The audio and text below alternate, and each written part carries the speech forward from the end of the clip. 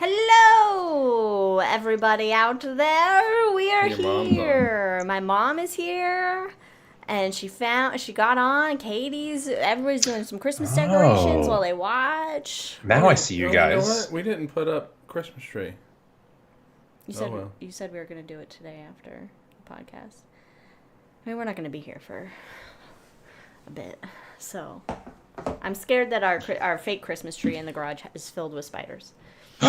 It probably is. It probably is. Tiny So she-loves. I'm very I'm too scared to open it. It probably is. It's probably filled with Sheila's kin. I may allow. Well, okay, not so having it wouldn't Christmas be tree. full of Shelob's kin because Shelob tended to eat her kin. And Shelob, fun fact, was actually an offspring from the greatest spider to ever live on Golent, who is basically like a Gandalf-level creature that devoured the world in darkness. Okay. And Morgoth was actually afraid of the spider. All right, so As it we're should not be. going to open our fake tree box and see what's inside there because that's not going to be fun. Anyway, cool. Well, we have a show for you. I guess we'll get started with the show for you that Mike is leading. He doesn't like Yay. countdown, so we're just going to give it to him to go. And before we really jump into it as well, this is episode 100. Oh shit! This is the 100th episode. That's right. It says it right That's there. right. I didn't look at that part. This is episode 100. You guys stole my thunder. Well, you can do it when we do Wait, the name. this 'cause isn't the all of show. this preamble This is I cut pregame. before it gets posted on the podcast platforms and shit. So this preamble. Oh, you have the fuzz on your nose. This preamble is just for Uh-oh, the fuzz is here, boys. the live audience. All right, we ready? Yeah, we're ready. Yeah, sure, why not? Hi, everyone. Welcome to the 100th episode of Cosmos with Cosmos. Hey, we made it! We A made century's it! worth of Cosmos. Do-do-do. Yes, we did 100 episodes. Thanks for joining us. We'll see you in a month. Goodbye. Bye, everybody. Yeah, good episode. It was great. So, for our 100th episode, instead of talking about a recap of 199 previous episodes, Oh, pretty difficult. let's talk about a dude who made a lot of this possible. Oh, really? Yeah. William Herschel? Close, but no. One Sir Isaac Newton. I knew it. Hey, Isaac Newton. Yes, Mr. Isaac Newton. We're going to talk about him today. We're going to talk about newts. Okay, all right. All right. Newty Newts. That's Yes. not, it doesn't feel the Newts? same. No. When I was putting this together, I literally wrote down brief biography at the top. It is gone because it is all nothing It's but all there is so biography? much to Newton. You could make it 2 episodes easily. Oh. Yeah. Well, mean, there's so much. This is a special extended edition of Cosmos with Cosmos. Very, very condensed. He's as a best man we of could all do. sorts of things. Yes. All right. So before we do it, what's everybody drinking? What are you drinking, Liz? I am drinking liquoroscopy. Okay. Has a fuzz on That's it. a good name. I respect that. She kept it secret from us, so we didn't know beforehand. Well, it doesn't show as well on the camera, but it was kind of like a spectrum of liquor that was happening with my.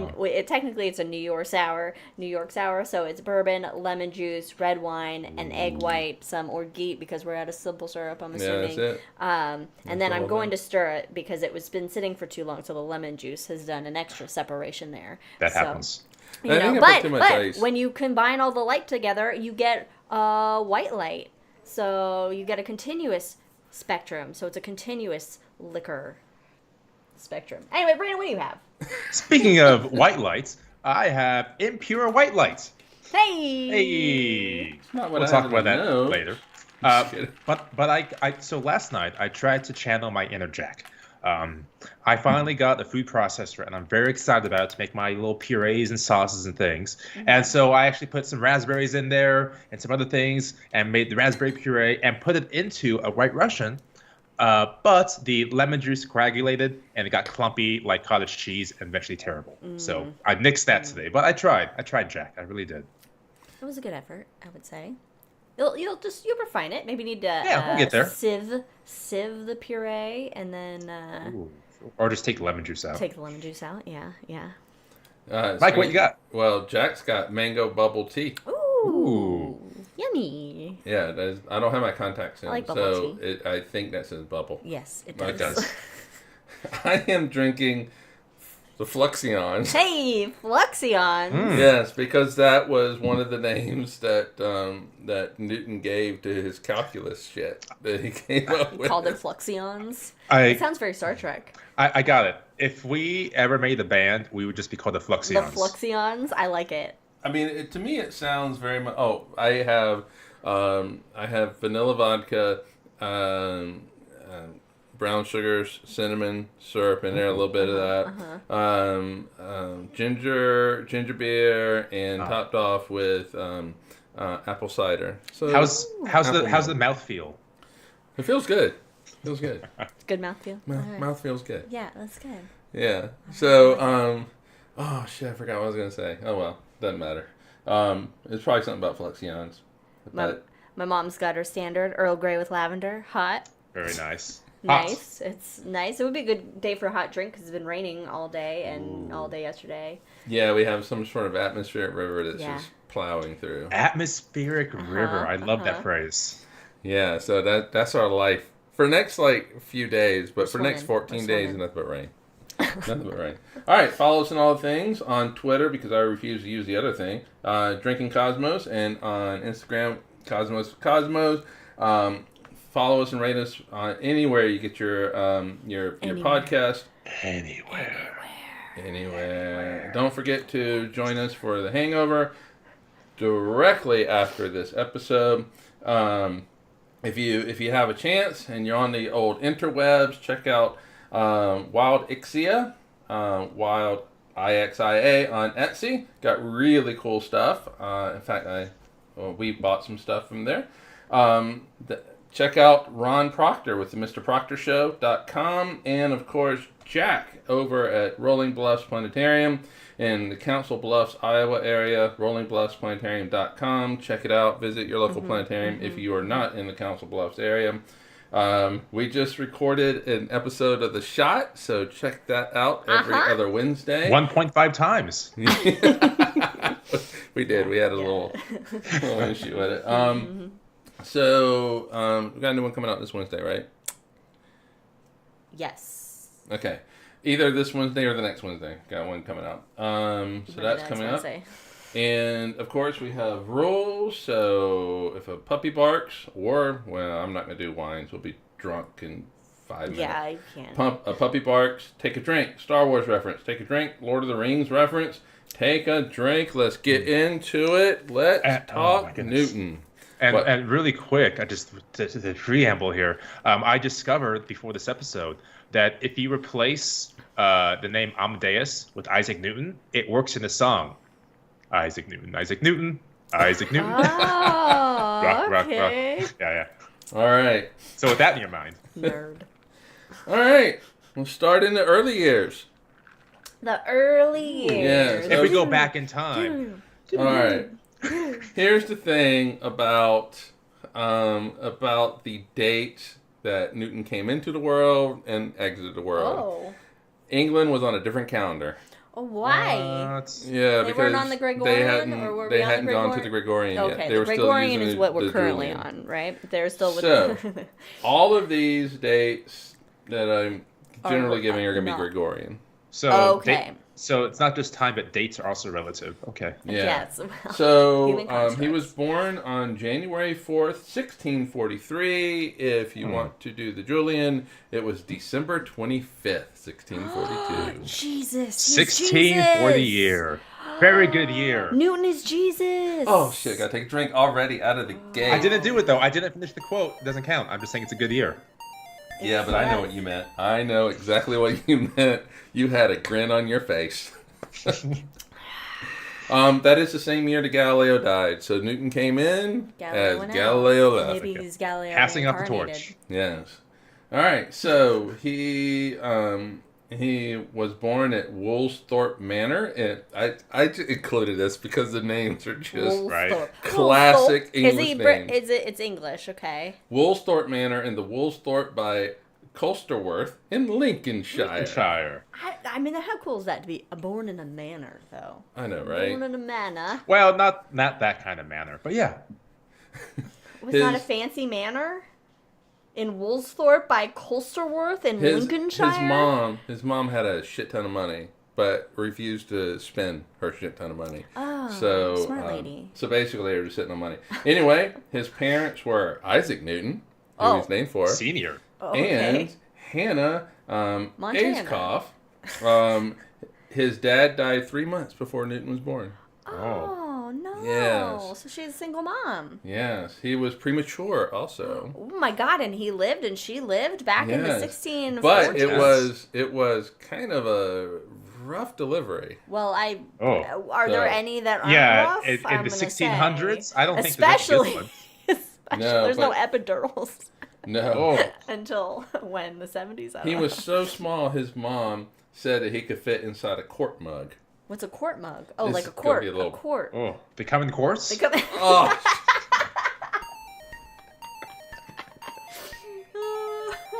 I gotta be honest though. How If you small hadn't is said that? it, I was gonna say it. All right. So Wow, it's amazing that.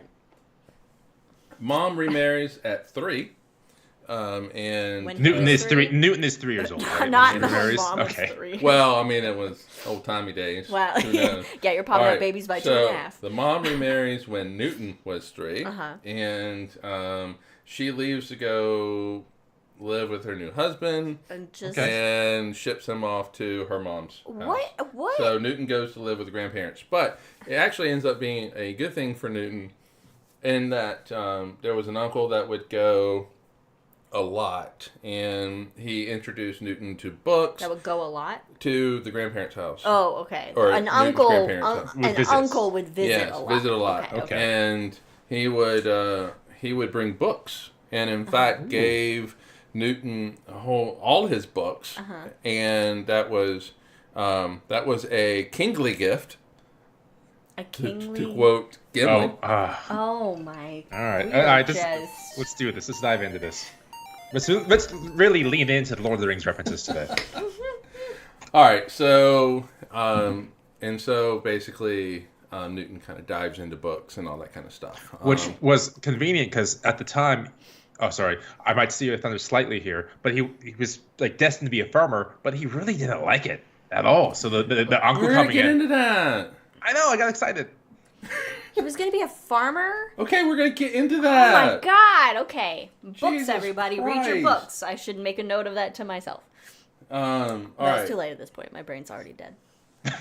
Newton hates his stepdad to the point where when he's 19, he has to list his sins, and one of the sins that he listed was, "I want to burn my mom and stepdad, and then burn the house above them." Above Set them on fire, and then This- burn Oh the my house. God. This down. Well, I kid mean- needs counseling. Well, to be fair, his mom basically left him when he was 3. Yeah, go but that was like a marry this normal dude. thing in that 1600s, is to I'm go I'm drop sure pop. it All right, fucks anyway, up children anyway. the same. Stepdad dies.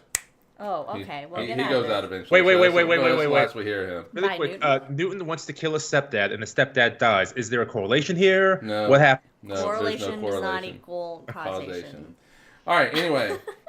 At the age of 12, from Uh-huh. 12 to 17, he goes to the King's School, so Ritzy School. He gets sent off there. Okay.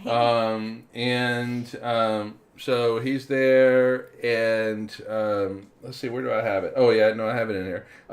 He's bullied quite a bit, and his idea of revenge on the bully is to become the top-ranked student. Oh, that's.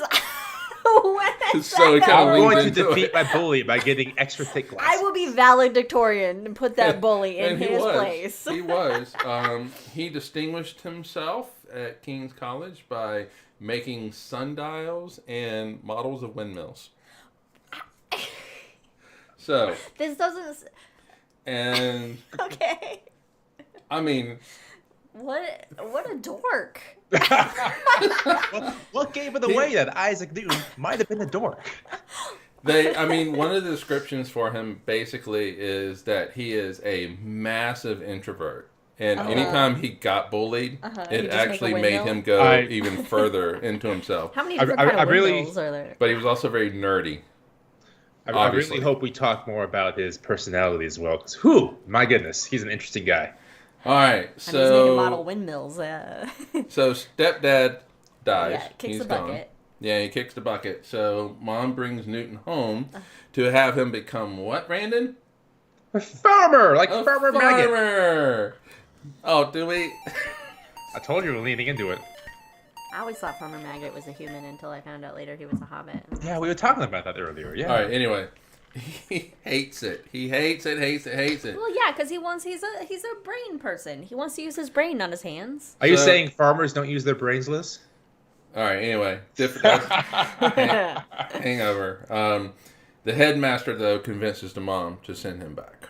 Oh, okay. Like, hey, this kid, Wow. he's smart. We need him in. He needs to get an proper education, not be out in the fields. Yeah. So he finishes up at the King's School, and he now goes off to college. Oh, Cambridge University. damn. Yeah. So he starts Cambridge in 1661 at the age of 19 years old. Okay. God, That's about the right time to start college, right? 19? yes, Yeah. yes, typically, Okay. yeah. So he did not have a scholarship or anything like But his that. mom's rich. He had to pay his own. Wow. She did not pay. She wasn't gonna pay for No. this amazing education. So he had to work through college until he got a scholarship. So for the Wow. first couple of years, he basically was a valet to other students. Carry so their books for them and Yeah, shit. so he's like 2 years older than some of these students, and he's having to be a valet to them because he. But Wow. then a couple of Can- years into Did it, he he write gets papers and stuff he for gets him a too? scholarship. Can you imagine looking back thinking, oh, that Isaac Newton? Yeah, he used to carry my books for me. Right? Like, Yep. All right. So in 1665, he discovers the generalized binomial theorem, which is a way of if you have like x plus y and that is raised to and these are variables and they're raised to an exponent, it's a way of solving it. so he just happens upon this. I don't Yeah. think he happens upon it, but Yeah, and he starts working out at least what will eventually become calculus. This is Okay, in so this was already a 1665. thing. This is the binomial theorem was already a thing. Yes, he generalized it. And he was like, let me take a Right, deeper right. dive into So, this. Okay. so basically, the binomial theorem at that point was something like if you have x plus y raised to the 2 raised to 2. Okay, yeah. And Okay. so they're Yeah, able yeah. to figure out that. Uh-huh. He made it so that you could put any exponent in there. Oh, okay. And, yeah, it just popped into Yeah, his so brain. he found he was like, hey, here's this math problem, and then he was like, wait a minute, Yeah. we can do this better. So this is in 1665. Yeah. He's 22. There's at no this point. calculators. Well, No. other than like an abacus. No, well, maybe. I don't know. Abacusi? I don't know if that made its way to I don't know. Anyway, Well, yeah, I All guess right. it would. Well, okay. No August- Texas okay, Instruments. Okay, August yeah, it's true. 1665, No Texas. Cambridge shuts down because of the plague. Well, that'll Oh, happen to well, you. yeah, You know, okay. plagues will do that. I mean, Before the plague happens, Newton has not distinguished himself at the university. he's So what a just slacker. he's little just valet. middling. He's just an a- average student. That's all he is. You know, I mean, if COVID happened, if it was still 1600s as time and COVID happened, it would also be a plague, I would say. Well, I would also say. Okay. All right, This all is right, all all right, hangover, all right, guys. all right, Oh, all right, all I right. just wanted to jump in for a moment. All right. Okay, you're All good. right. So Newton goes home. So he Oh. is home for 2 years. 2 Oh. years. Yeah. So he goes home for 2 years, and I'm sorry, I just read what Brandon put in the what he added or somebody Oh, yes. added to this. Okay. All right, so he goes home, and while he's at home, he further develops his ideas on calculus. He develops ideas on optics and begins the initial thoughts of his theory of gravity. Wait, before you get to this other thing that's gonna make funny. But calculus, but he develops calculus, so he's just starting to develop it, or I mean, He all invented this it, is right? when he he doesn't really develop. He's just starting. calculus. He's brainstorming. Yes. He's This brainstorming is what the will become initial- calculus. Yes. Yeah. How do you? And it's not just calculus. It's also fucking gravity. Are you kidding me? Where's the apple? Has he been hit by the apple yet? Okay. Oh, that's a different story. That's a different story. Okay. All right. Now- all right. But what's he not thinking about? Instead of thinking of girls, which is. All right. All right, So so go I was ahead. watching a documentary on Newton, and they mentioned, well, instead of thinking of girls, he was devising calculus and a theory of gravity, and I thought that was funny. yeah, he was such an introvert. Mm-hmm. He really had a hard time with just talking to people, let alone the opposite sex, if Right. that's what he was interested Right. in. And in fact, there is debate. Even Carl Sagan has talked about he died as a virgin, and I'm like, who gives a fuck? Yeah. Good for him. I mean, whatever. He yeah, developed but- calculus and fucking Yeah, laws girls of are gravity. icky anyway, so it's Right. fine. They are. Yeah. Oh, don't touch me. Yeah, I know. Cooties. Gross. I'm gross. Quickly, circle, dot. All right. Anyway, so he. The cootie shot. All right. All right. So he returns. He returns to Cambridge, 1667. Having worked out all this other shit. Having just being a genius at home. Oh my God. Just like And in my spare comes back, time. yeah, and he comes back like a superhero. Here's some new math. So, I mean, the plague is a defining moment for Newton because a lot of people you got have shit done during the you plague. have pre-plague and you have Sourdough post-plague starters. for calculus. Newton. Christless.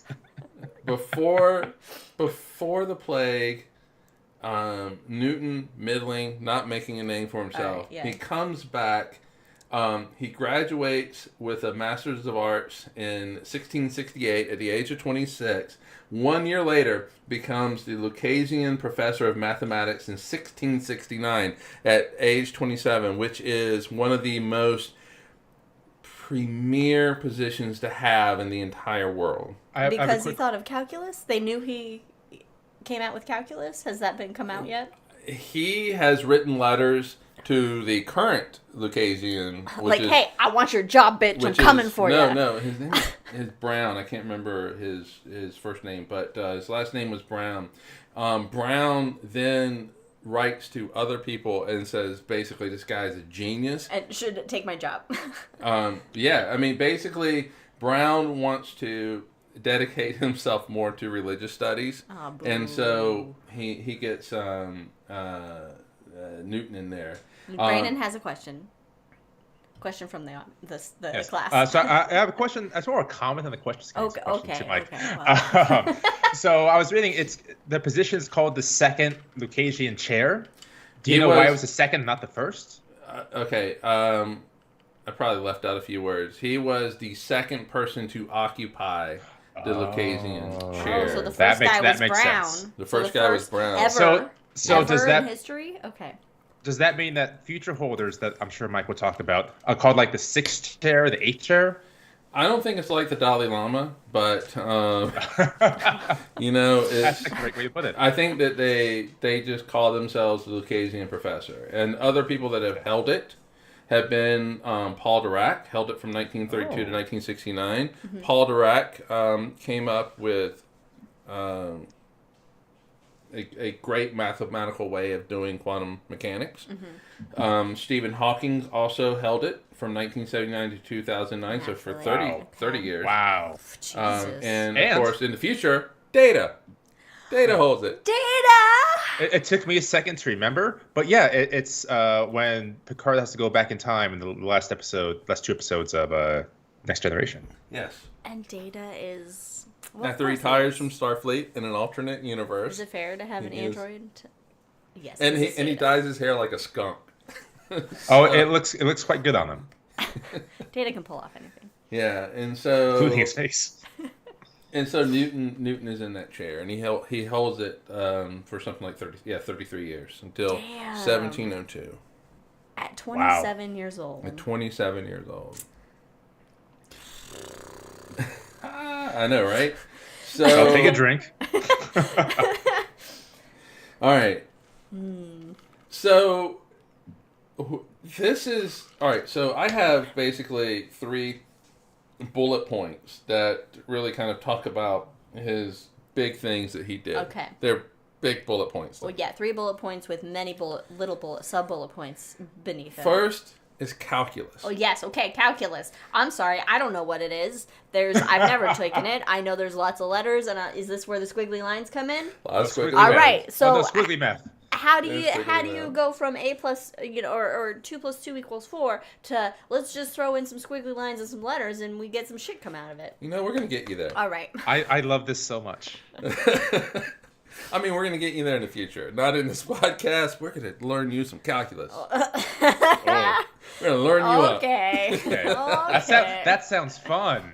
That would actually be kind of interesting if you try to teach me calculus. I have like homework and I like graph paper, turn in assignments. All right.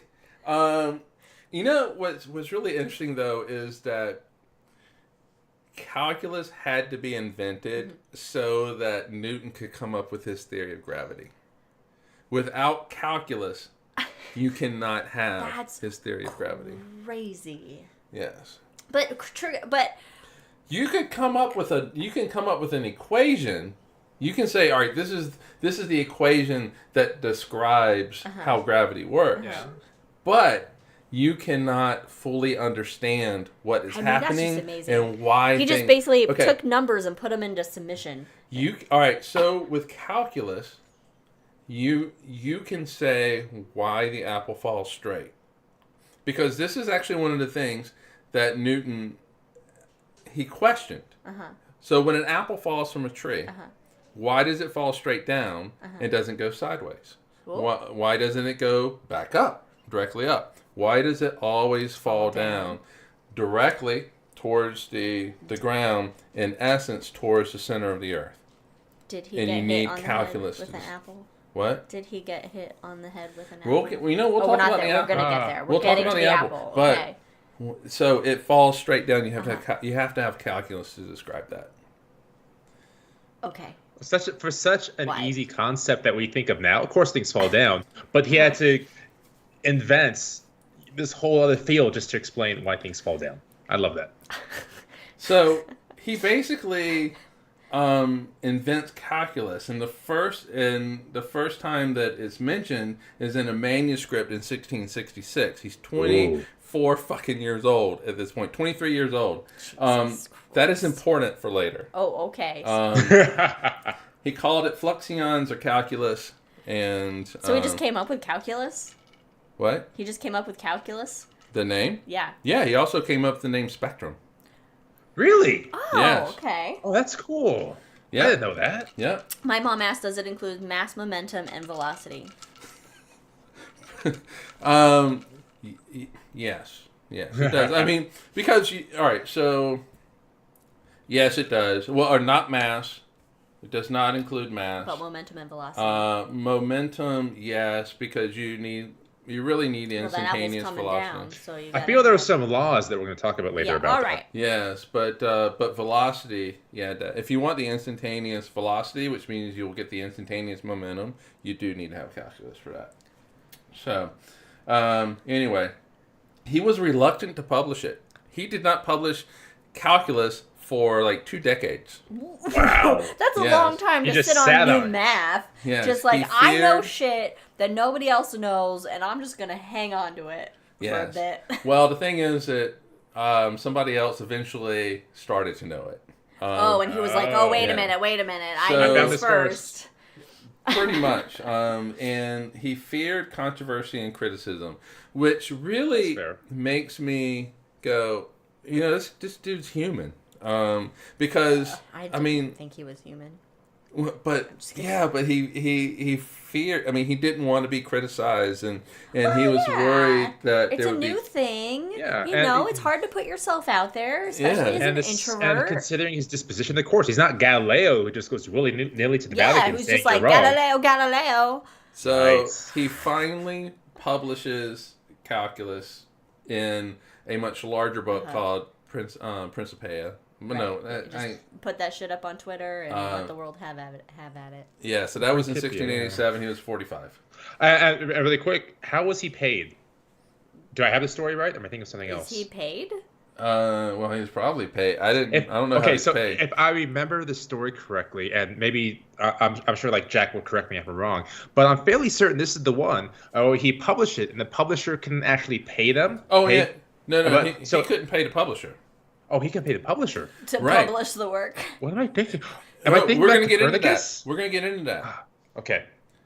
Newton did not pay to have it published. Somebody else did. Somebody paid for him. It was Paid like, for here, him. I'll We're gonna get cover into it. who. I'll cover your tab. We're gonna get into who. Okay. Ooh. So we can Is it come back someone to is it someone we know? It is somebody you know. Oh, it's someone we know. All right. So the big controversy, though, was that there was another dude, Leibniz, who also at the same time, quote unquote, developed calculus. Right. This is why you gotta publish because whoever published first wins. Yes. You know? And so Like Darwin. there was a big debate. Who did it first? Was it Newton? Was it Leibniz? Who did it? I'm gonna go Newts. And to the point where the Royal Society of England wrote a they debated it and they wrote up this whole document about who actually invented calculus. Of course, they say Newton, but also here's the kicker: Newton wrote the conclusion of that paper, in which he called Leibniz a fraud. Wow, Newton! And basically that he plagiarized Newton's thing. Now, when we do calculus today, the notations that we use are Leibniz's notations. They're just easier to use. Okay, so it's really, I mean, did Newton technically start thinking of it first? Yes, he did. Okay, right. And this is where that manuscript comes in handy because it's 21 years prior. Oh, so he can just be like, here's the proof of my work. Look, Yeah, see, this is why you show your work in math class, everybody. And so, a lot of historians say Leibniz and Newton came up with it roughly the same time, but they all agree that Newton did it first. Because at this point, saying it the same, they did it the same, it's 400 years ago. And so it's roughly the same time. Yeah. And so, but we do use Leibniz's notation, but Newton called him a fraud in 1711. So it was, and he plagiarized me. Wow. Well, so you're muted, Brandon. But we're going to learn you some calculus. I had a number of good quips in there. That's okay. Did you really? It's a day of muteness. It really is. All right, so that's calculus. Calculus is really important. Math was his love, but he also did love, obviously, physics and stuff like that. I mean, he was considered a natural philosopher, which is, I mean, he was mathematician. Right. He did stuff with physics Right. and all that I mean, stuff. we're in like scientific revolution. Yeah, that's era, kind of so the catch-all the as a whole natural thing. philosopher. Yeah. All right, let's change gears. All right, we're leaving math behind. Goodbye, you fucking numbers and letters. Letters and squiggly lines that mean shit. Wiggly. God. Optics. Hey, I see you. 1666. Ah, the year of the devil. Very good year. Just use it again. Reuse it. Oh. All right, Newton observes light is made of a spectrum. I like this that he's just like hanging out. He sees like a light beam, and he's like, "Hey, I wonder what makes that shit up. I wonder if there's anything going on with that light." All right, so here's the thing. Oh, go ahead. No, I'm quickly reading through. Make sure you don't mention this. So he observes the spectrum, but that's not how he first tried to make these observations. So before he put light through a spectrum, he took, what was it? Not a needle, like a tiny, basically a needle. God, yeah. And put betwixt betwixt his bone and the eye to make these observations. Wait, and what? So, what? Yes. Why? And so, How? What? in honor of him, I have here a metal thing, and I'm gonna. No, you're not. No, you're not. Because no, I believe. yeah, Yeah, no, I he can't handle it. took basically like a needle and stuck it between his eye and his bone and moved it so his eye could observe different things. Yeah. Yeah, basically changed he wanted to know if you change the shape of the eye, will it change, does it affect color? Yeah. And that's not, I'm sure you'll talk about this as well, but that's not the last time he uses his own body and health to try to make scientific advances.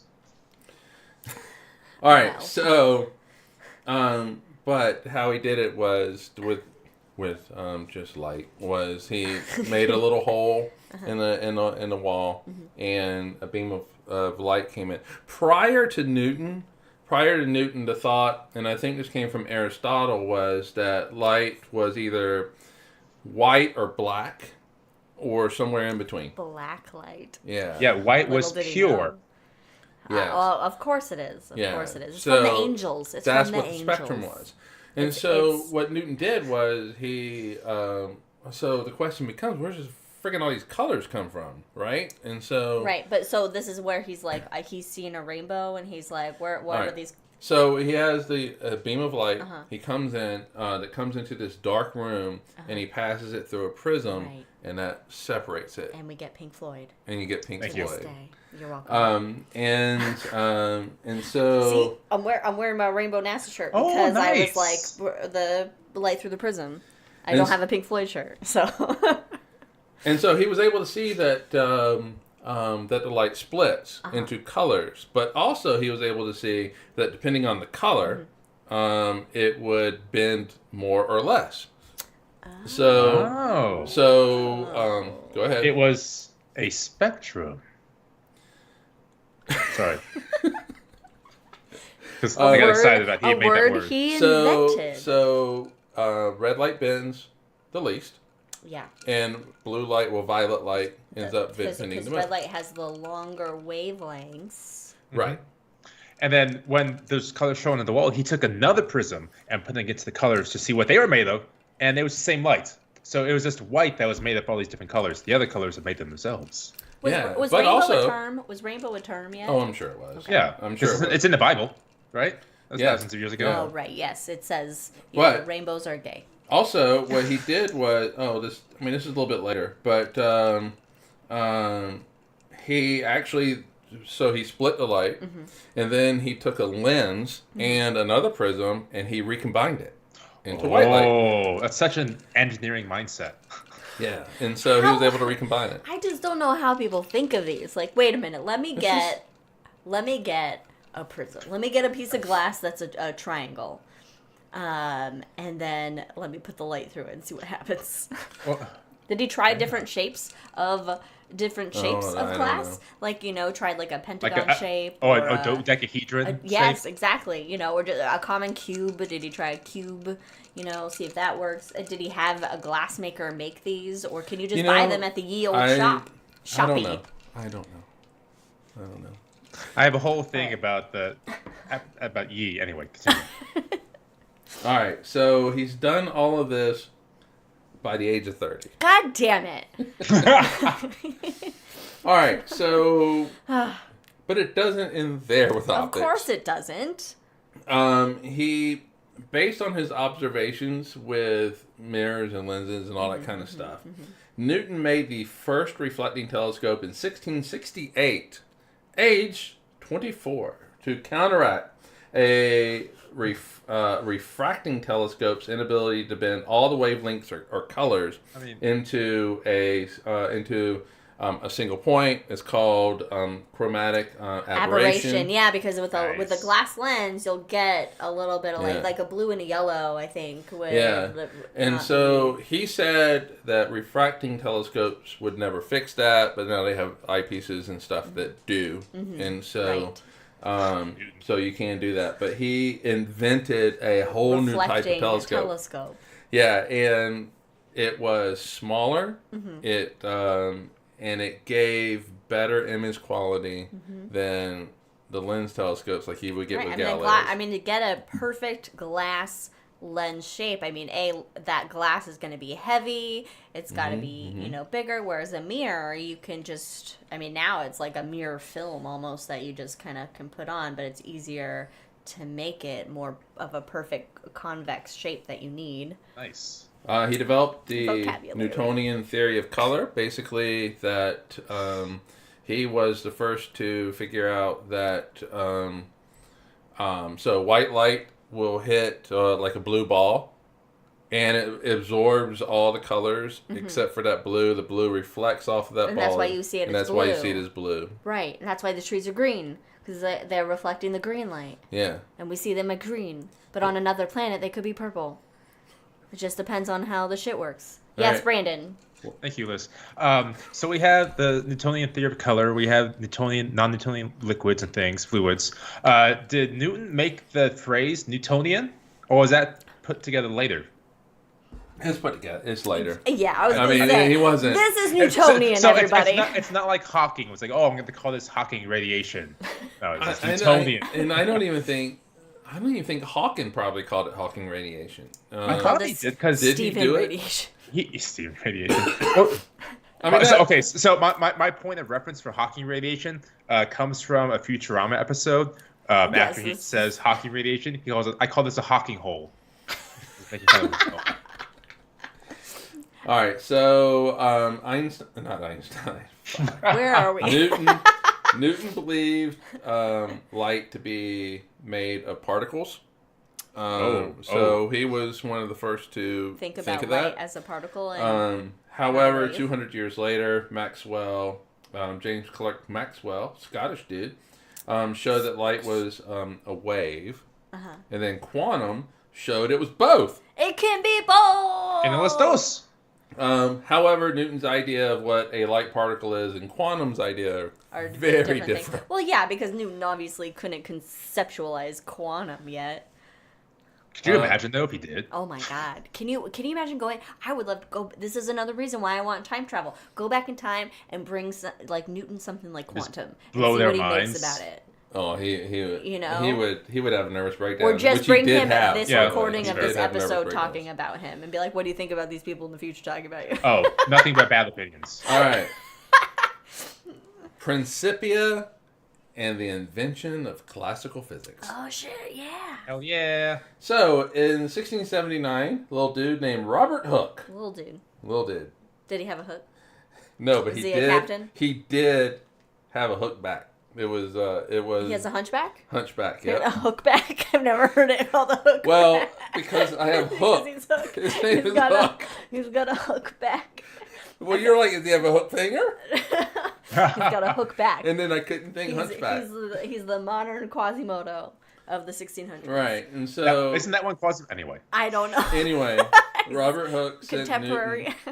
sent Newton a letter asking for contributions. Now, to me, I was like, are these like intellectual contributions or just contributions for money? But anyway, Newton starts considering celestial mechanics at this point. I love that. And so I guess it was intellectual contributions. Not monetary. Yeah. So I would like everybody's intellectual contributions, please. Right. So he starts thinking about celestial mechanics again. Okay. And so he had taken a break from it. When was he thinking about celestial mechanics before? When he was when it was when the plague time, was happening, and he was just like, I'm gonna think about Just wondering. the Yeah. universe. All right. But he didn't have the mathematics to be able to really. He had to think. He had to think of calculus first. Okay. All right. He's like, wait a minute, something's not adding up. I better make that. So by 1684, Newton had already worked out the inverse square law. God damn it. And what? So by 1984, 34. he worked out this incredible thing. Like what we need to ground Isaac Newton is for like Shania Twain to go back to the 1600s and goes, so great, you worked out the inverse square law. That don't impress me much. I mean, I'll take a drink to that. That was good. That was a nice niche Shania Twain. Yeah, that was. Anyway, he had worked out that it was an inverse square law, and it would account for elliptical orbits. Oh. So Kepler. So it validates Kepler's whole thing. But Kepler has already said the math was already figured out for elliptical orbits. Kepler had figured it out, yes. Oh, because of one of Kepler's yeah. laws is that it's elliptical. But that's because that's all based on observational data. And not it's math? Well, you're going to need math to figure out it's an ellipse. Right, because Keps wasn't great at math. That's right. But it does not give a theoretical framework in which to describe it. So all you're doing is saying, hey, the planets go in an ellipse, which is what Kepler did. I don't know why. And then Newton comes in and says, this is why. This is why. Yeah. This is why. Okay. He put an equation to it. Well, no. Kepler was good at math. It was Brahe that wasn't good at math, and so he. Oh, you're right. Kepler I do got the that mixed math up. for him. You're completely right. Yeah. I am wrong. He just need also a works gem. out his 3 laws of motion. Okay, are we getting to the apple? Well, Oh. yeah, I'll do the apple with this. But all right, so Oh, he works okay. out. He works out well. At the end. Okay, of this. save the apple. Okay, Save the all apple. right. I'm just. Okay, can I go? Yes. All right, so he works out the 3 laws of motion, which become the basis of classical mechanics. So describing how things move. Newtonian physics. Newtonian physics. Right. It would have I been call this great Newtonian physics. It would be great if he did. That would be awesome. All right, so the 3 laws of motion are: law number 1. Yes. An object will remain at rest or move with constant speed and in a straight line unless acted upon about an outside force. Yes. Yeah. Yes, very good. All right, so Cookie. I love that that they do put in that Newton felt the need to put in an object will remain at rest or move with a constant speed, because technically a speed of 0 is still a constant speed. So you could actually say an object will will move with a constant speed in a straight line unless acted upon by force. You don't need to at rest, but that's just a nitpicky part. Yeah. That's me being nitpicky. So anything's gonna stay where it is, or it's just gonna keep moving as it is, unless something else comes continue along to move and fucks it up until something acts on it. Yeah. Okay. So That checks out. in a Einsteinian kind of way, this is the special theory of relativity. Right, like this right microphone there. in front of us right here, like it's just hanging out. But if I just do that, then it moves. Right, but the thing is there is no system anywhere that exists in the universe where you do not have something being acted upon by a force, because gravity's Gravity's always acts on there. everything. Gravity's always happening. Yes. Gravity's happening everywhere.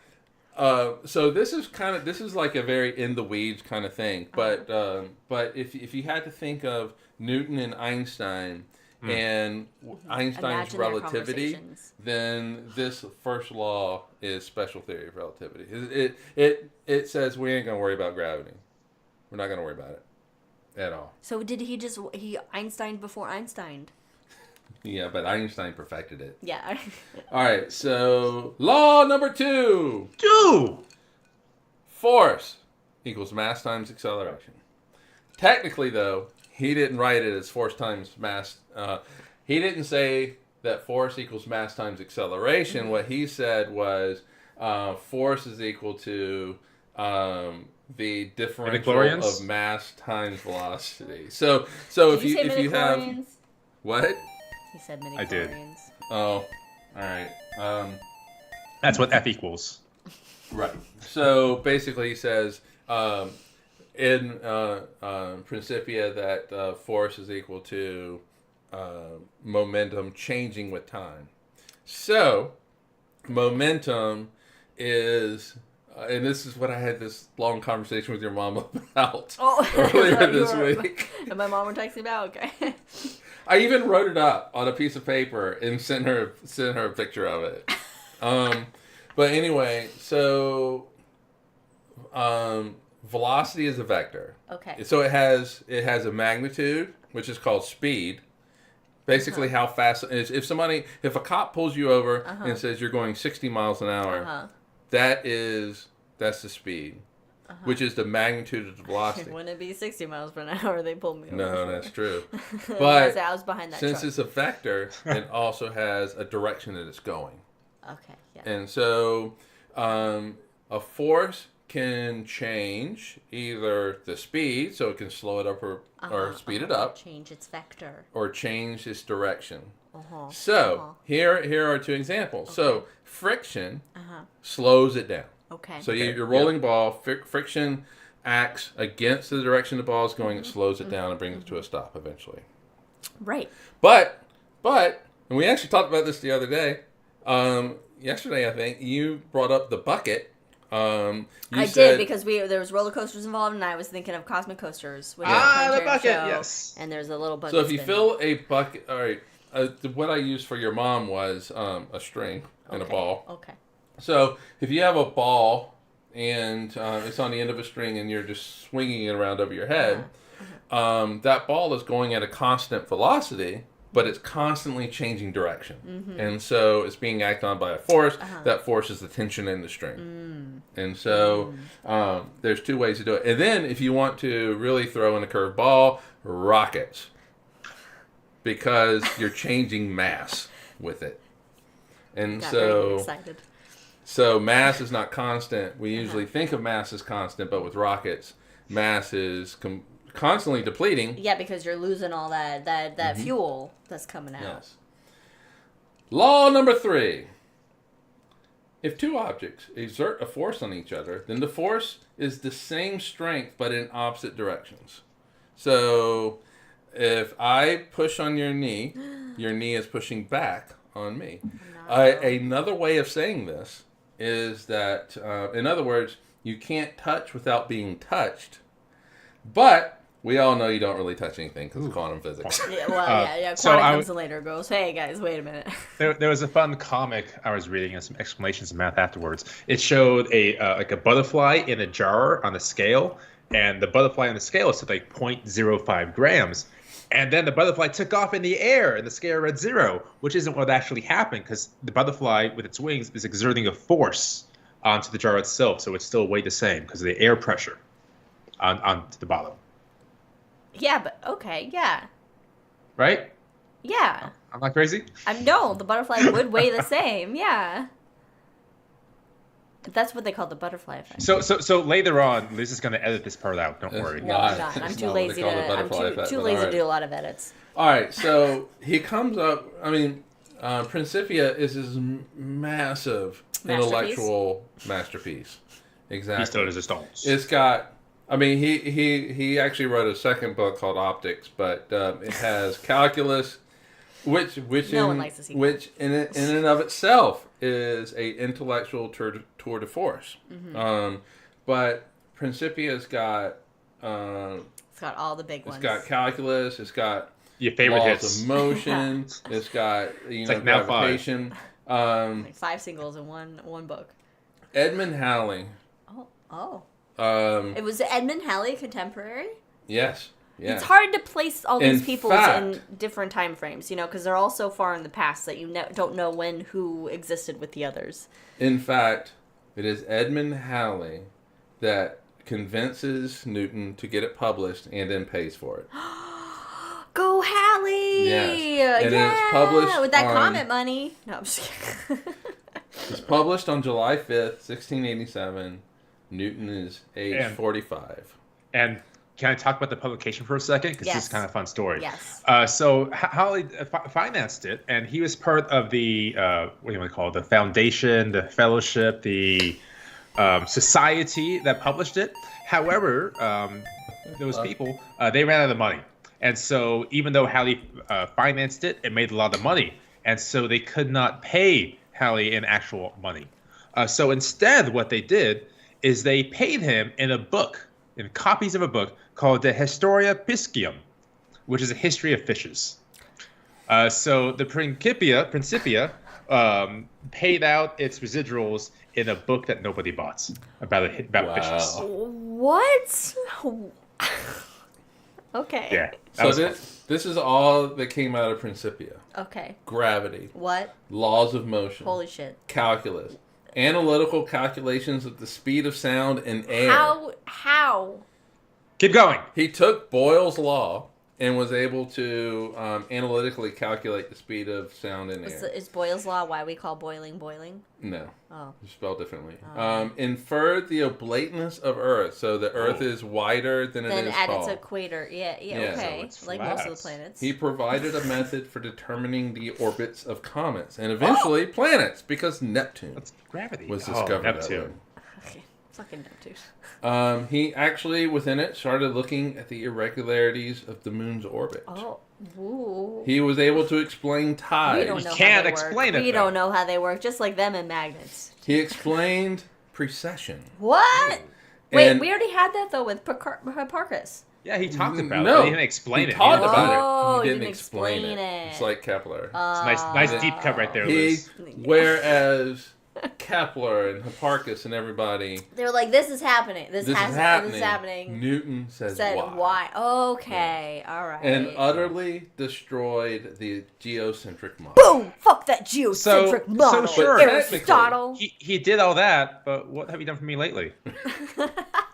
But technically, and he actually points this out in Principia, it's not heliocentric either. What? But it is. No, but it's not. But It's it not. is. But it's not.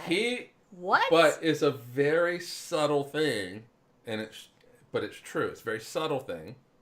So if it's the heliocentric model, then you are orbiting around the exact center of the sun. That's what it means, right? Oh. But you're not. What?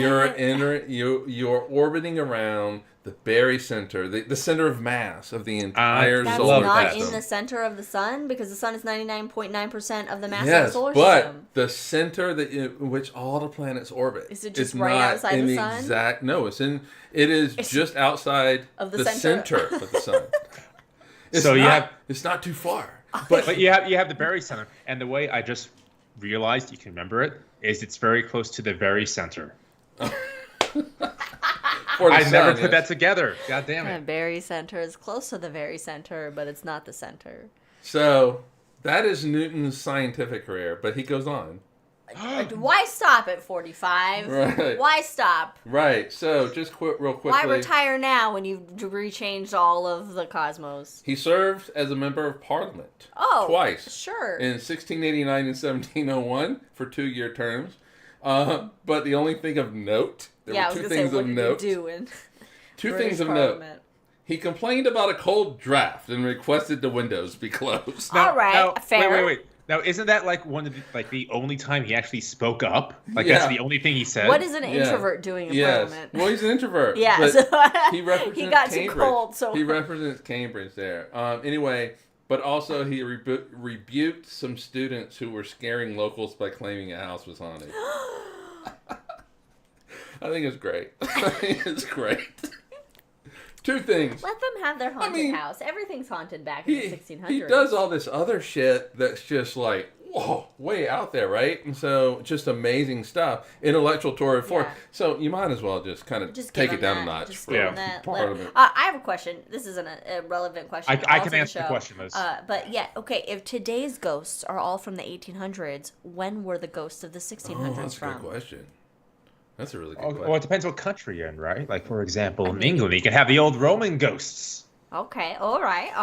So that'd be cool. Like, Trajan's walking around and be like, oh, this used to be such a great wall. Now it's been diminished. You just get, like, togas, floating togas everywhere? Yeah. That'd be great. So, 1696. Very good year. Fucking shit. You might as well get used to that button because. Well, I'm glad I made this button. It makes it much easier to press.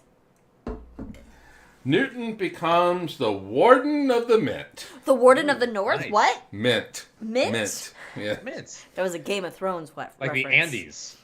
In 1699 becomes the Master of the Mint. The Very good Master year. of the Mint. the Master of the Mint. Keeper of the gold and silver. Wow. Who knew a Les Mis reference would come into our show? All right. See, that's the one where we It's really my take favorite a break. Les Mis song, though, is Master. It is. It is Master good. of The that. 25th anniversary edition. Watch that, everybody. See, when I hear that song, I just like to look down. Anyway. Look down, look down. All right, in 1701, That was a good. Newton retires from Cambridge, gives up his Lucasian chair, and goes after the counterfeiters because he's gonna lean into the Master of the Mint. Is he like Batman? He's going, yes. He actually serves in the Mint basically until he dies. For the next 30 years. Why? 20 He's years. doing all this But shit, really- and he's but really looking at quick. money? I do want to point out in the notes that Mike has, he would go into disguise to bars and taverns. I was just gonna say shit, I'm sorry. I thought you skipped it. Continue. Sorry, continue. He took it very seriously. It was basically an honorific role, but he took it. How old is he now? Do we know? This is 1701, born in 1642, we'll say 1643, so at this point he's 58. All right, yeah, that checks. I mean, he's past middle age, so he's like, I care about money. So he wants to go after these counterfeiters, Gotta be right? frugal. And he would go into disguise in bars maybe also, Barnes and but Noble? bars Alright. and taverns, and pubs. Go ahead, Brandon. But can you imagine? He would be the most obvious person in disguise. Like, he can't fit in. He's not ordering drinks. He's sitting there in a corner, like, just looking at everybody. Because he can't fit in. That's what he's doing. Yes. Okay. So But why can't he? I mean, is he a recognizable figure? well, that's why he's going into disguise. It's Is not he about being Tom recognizable. Hanks? It's not about being recognizable, I think. It's just about his disposition Yeah. in a Just bar. looking like he needs to look like a drunk. So when I was in college, Uh-huh. 1987. All right. This is Very good year. Oh Jesus! I can't. This is right before Thanksgiving. Mm-hmm. So this is in November of 1987. I go to a bar. Was not intending to drink. I was going to go hear the Bodines play. And You're we're not kind of legal to drink yet, anyway. I was not old enough to drink. Yeah. No. And so there were in South Carolina.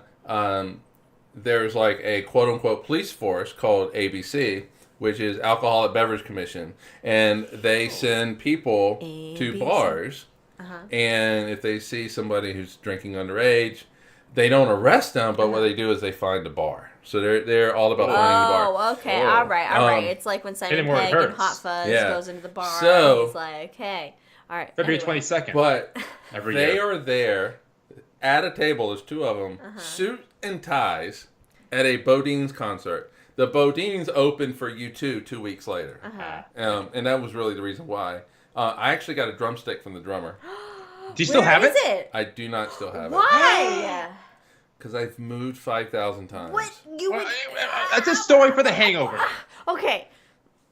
Right, and so, but anyway, Uh-huh. yeah. So I'm sure Newton looks like ABC at that bar, Long Street Theater. Like, look at that copper. Anyway, he cross-examined 100 witnesses, informers, and suspects, Wow. and successfully convicted 28 counterfeiters. Now, here is I didn't put this in notes, but here is what happens to you in 1600s, 1700s counterfeiting? England for counterfeiting. Oh. Oh, It shit. is considered high treason. You are hung, drawn, and quartered. So he got 28 people killed Holy shit. for just Yep. counterfeiting All right. money? Yep. Not Get me- murder? Get me Netflix. I have a great idea for a series. Oh, I mean, but also, how easy is it to counterfeit money back in the 1600s? Now, what are they working it with? doesn't Coins? mean that the judge was like, "Okay, we're going to do that to you guys," but that Also- was what happened to them. I mean, I feel like any crime back in those days is That's what you basically got. either a hanging, a drawn and quartered situation, Or a tarring. or a tarring, yeah, a stoning as well. Stoning. It's a It means different- something different now, but yes. different than Anyway, stoning he in was Oregon. knighted by Queen Anne in 1705. Oh. Okay. So we've been missaying his name this whole time. It It's is Sir. Sir. It's Isaac Sir Newton Isaac Jr. Isaac Newton. Just like Sir Patrick Stewart. He died. Sir Exact Ian same things. McKellen. He died March 31st, 1727. He's buried at Westminster Abbey. In fact, was the first scientist buried there. Wow. Had a death mask made of him. Jesus Christ. And the Royal Society has it now. Where on display? Can you see his death mask? Yeah, well, there's pictures on the internet. Mercury was found in his hair, probably from alchemy. Well, we didn't talk okay. about it, but he did a lot of alchemy. He did a lot of alchemy. Alchemy was Can we big talk during about the that? time. Hangover. Let's do it in Hangover. But alchemy was big Ah. during the time. But Yeah. it's a big thing. you Right. know. Yeah, because actually Not 10% just of all for- his writings were dedicated to alchemy. Yeah, it's not just for the Full Metal Alchemist. So clearly, All right. not successful. Not successful Thank you, Brandon. at it, but No, because it's not a real thing. so there are But basically if anybody was going to prove it, it would have been Newton. It's true. Sorry, Mike. there are 10 million words that are attributed to Newton's writings. 10 million That words. are new words that he invented words? No, you know what I mean. Oh, No, that he wrote. that he wrote. In his writings. He wrote 10 million words? 10 million words attributed to him. So this doesn't even count the shit that didn't get published. And he's like, it's cold today. But this is the good shit. 1 million of which are dedicated to alchemy. So it was a big part of his life. Oh, well, it's the 1600s. It's a science. You gotta prove it wrong and prove it right. That's what he was So- doing. True. But to be fair, at the time, alchemy was called chemistry. Okay. All right. So he well, was- Makes sense. Yeah. He was doing what he thought was chemistry, but he's trying to Right. make something into, gold or Right. what have you. I mean, it's you can't blame the guy. it's logical, Back then, why not try and make gold? Not understanding that gold can only come from supernovas. Right. So, in today's world, Nice. it's hard for us to put ourselves like in Newton's shoes or, of the time. Yes. Because we have this Wigs. wealth of information Yes. that we can sit upon. And, we're like, oh, alchemy. Fucking dummies. I know, right? I know, right? However, What a fucking dumbass trying to make gold. Sometimes science can be a bitch. but at the time, though, you it's baby steps. You have to get. Yes. What do you have to stand on? All right. That's what well he was getting done. to, Liz. I know. I'm segueing. All right. So he actually he's a complicated person. In ways, he can be vindictive and all that, but he was also, in some ways, very humble. Uh-huh. And so he does say in a letter to Robert Hooke, there is actually a little bit of debate about this, but if I've ever seen further, it is by standing on the shoulders of giants, which can be taken two ways. Okay. So, the way that we kind of see it now is that the reason why he's able to come up with gravity and all that kind of stuff is because he's able to Kepler stand on the shoulders of He's using Kepler's the work Galileo. of others that have allowed him That's- to... But However, yeah. Oh. at the time, he's in a feud with Robert Hooke when he writes this letter. Oh, who's Robert Hooke? Just quick. Robert Hooke was the guy who was like, why don't you contribute? And that started the road down Why to... don't you contribute? Well, he Okay, hold didn't on. publish the No, shit. hold Yeah. on. Oh, before he published. Right. Okay. And can you contribute to the Royal Society? And that is what led to Principia. Oh, gotcha. Okay, So without Hooke, you kind of don't have Newton. Gotcha. Okay. But they're in this kind of All right. back and Well, forth. it's like right Batman and the Joker. Yeah. And so there was at Cambridge there was a professor or whatever, a poet. He wrote that if you have a giant and a dwarf, and the dwarf is standing on the shoulder of the giant, the dwarf sees further than the giant. Yes. Better And than so- digging too deep.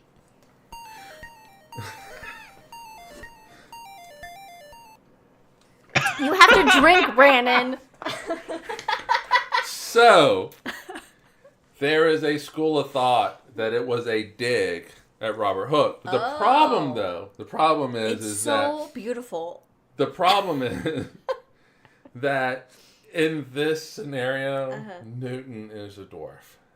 He's this. And the so one, it's yeah, not, yeah, because it's not seen as he wouldn't have had all positive these then. unless was he an awkward had guy. It's fine. everything behind him. all right. So I mean, he's allowed to have a little bit of an ego, though. all right. So this That's actually is from ridiculous. a memoir of Okay. Newton. Oh, okay. Can you do it? Okay. Pretend you are Isaac Newton reading this aloud. Oh, I can't do that. I can't Is he do British? that. So no, because I really, to me, I actually like this quote better than the shoulders All right. quote. Do it from Oh. your heart. Do it from your heart. Yeah.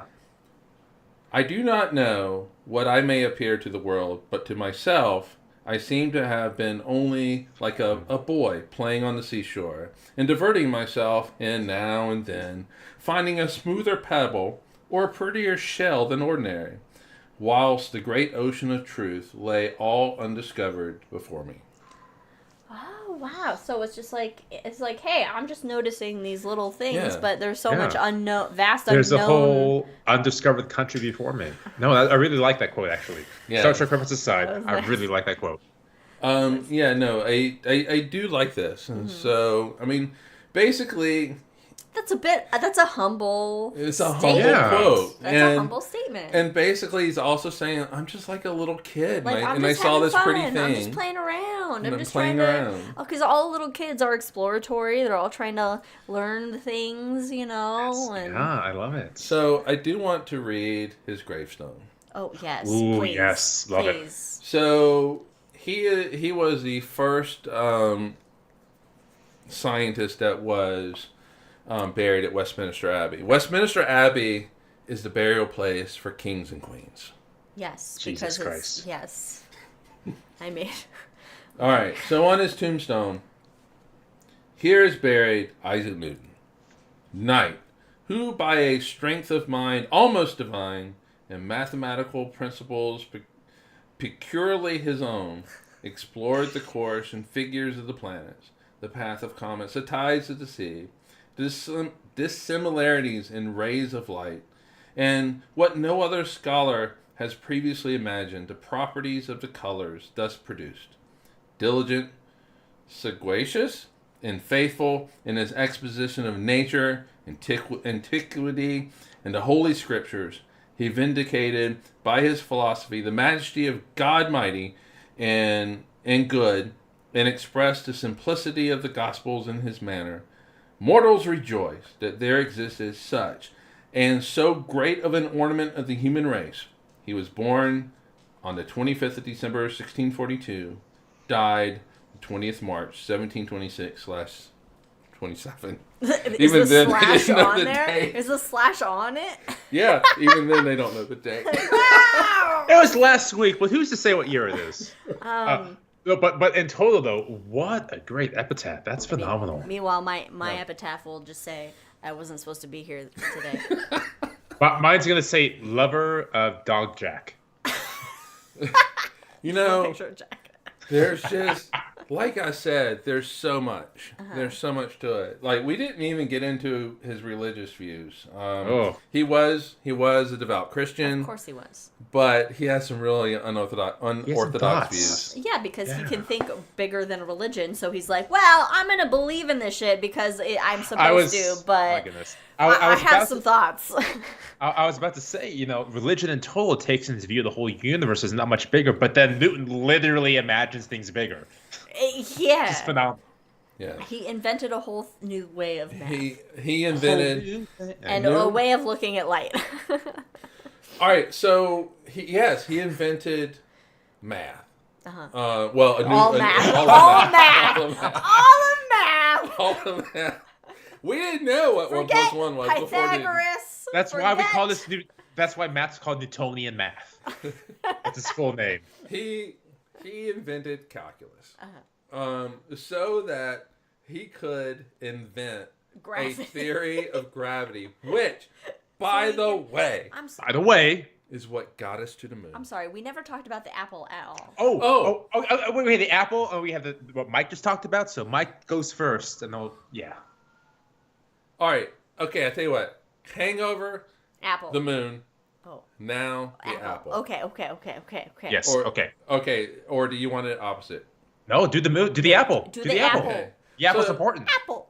So there's a lot of. The story goes that Newton is sitting in the garden Under a tree, contemplating the universe, and the apple falls and hits him on the head while the moon is up. And, while the moon is up. Yes, and so he sees the moon, gets hit in the head, he makes the connection. However, though, that is the whole bonking on the head. Though is I don't understand the connection with why the moon has to be up. Oh, we'll get there. Oh, okay. So there's actually a few different versions of the story because it happens in different places, and there was a whole debate whether or not it was true or not. The story actually originates from his niece because at the end of his life he was being taken care of by his niece and her husband, and he basically recounted He this. told the story in his He told the old story, delirium. and she told the story to a poet. I can't remember the poet's name, but it was then put in poetry. They have poetic license. And he only told the story 4 times in his old age. That was it. Right. And so the story that was told was that he was actually in the garden enjoying a cup of tea. Natural. Oh, and that's nice. he saw an apple fall. Okay. And so that, back in the earlier days of Newton, that why does it fall straight fucking down? I don't understand. Why does it not go sideways? And that type of thing. But also, the moon is in the distance. And so he realizes that the same thing that makes the apple fall is what makes the moon act the way it does. Ooh. That's a big leap for seeing an apple fall in the garden. Right. What kind of tea was he It's a leap of Newton. It's a leap of Newton. It's Newtonian physics. Because at the time, what is on Earth is terrestrial. What is in the heavens is the realm of the gods. Heavenly. Is heavenly. And so to make that connection, it connected us to the universe. I mean, it is the theory of gravity. Newton's theory of gravity. There's weight behind that statement. Connects us to the universe in a way that nobody really quite understood until Newton. Why didn't anybody before think of it? In fact, there were people that were so against it that they called Newton's theory of gravity satanic. Yes, of course they did. Of course, also. Because they did not like the idea. Because the way Newton describes the universe is that gravity is instantaneous. It affects everything instantaneously. Mm-hmm. And they didn't like that. That was satanic. Well, and that's ironic so he was attacked. We want everything to be instant these days, so. Right, but the apple, if it's true, was the connection, was the realization that what pulls the apple down actually affects the moon as well. So the question then becomes, why does the moon not fall onto the Earth? And that's because it's going that way. It's going to the side. Right. It has a velocity to the side, which keeps it in orbit. So he was not hit on the head by the apple. No. Now, he might have been hit in the head by an apple, but probably wasn't that day. So we here on the podcast, we love the idea of when the discovery is made, there's one person on the planet that knows of its existence. And that means it's possible that there's one entity in existence of the entire universe that knows of its existence. Mm-hmm. And in Galileo's case, there were billions of people probably that existed before him. And he was the first one to write down why an apple falls straight down, why the moon does not hit the Earth. You mean Newton? Thank you. You said Galileo, yeah. Well, there was but with Galileo, he was the for the telescope with the telescope. He was the only one who knew Jupiter had some moons. For that moment. For that moment. Oh. But not only did Newton he understand gravity. He sat on calculus for 20 years. He sat on it. He didn't announce it to the world. I will keep this to myself for now. Well, it sounds like you should say Ricky Bobby after that, but yeah. I'll tell you what. Let's get to the Hangover. Right. Oh, it's so many good things to talk about. Because I have a 3:00 deadline. You do. Yes. You do. All right. Well, you're leading this, so you got to close it out. Thanks for joining us, everybody. We're going to take a break in 2 weeks, so we will see you on New Year's Eve. Yeah, right before 2024.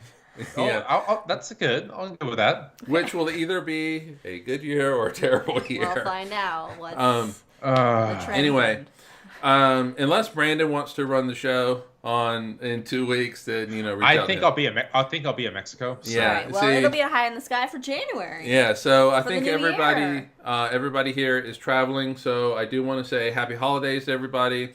Whether you celebrate Christmas or not, I hope you have a great Christmas. We're going to see you on New Year's Eve, so join us then for a January 2024 high in the sky. Woo! So stay safe, stay healthy. We'll see everybody in 4 weeks. Cheers, everybody. Live long and prosper. And join us for the hangover in just a minute. If you're with us now, join us. I'm so excited to pee. All right, we'll be right back.